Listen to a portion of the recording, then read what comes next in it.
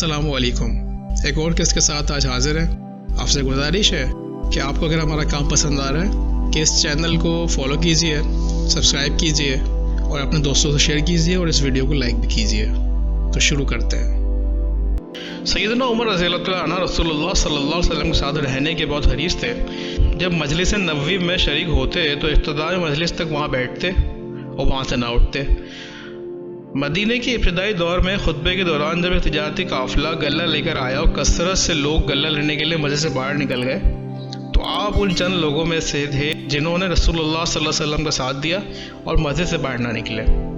آپ رسول اللہ صلی اللہ علیہ وسلم کے درس اور وعظ میں تازہ دم ہو کر بیٹھتے تھے، پیچیدہ مسائل کی وضاحت چاہتے، مفہوم پوچھتے اور خاص اور عام تمام مسائل و حالات میں آپ سے سوالات کرتے رہتے.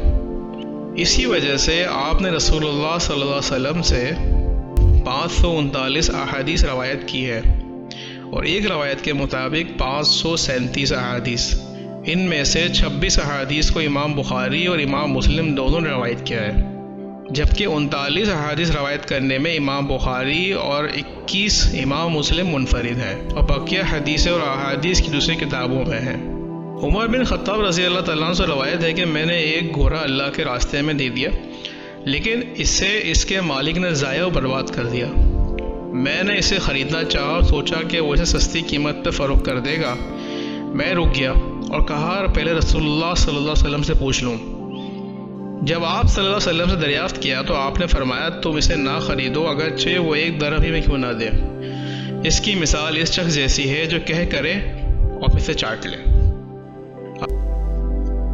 آج کے لیے اتنا ہی. اگلی قسط کے ساتھ دوبارہ حاضر ہوں گے. جب تک کے لیے اللہ حافظ.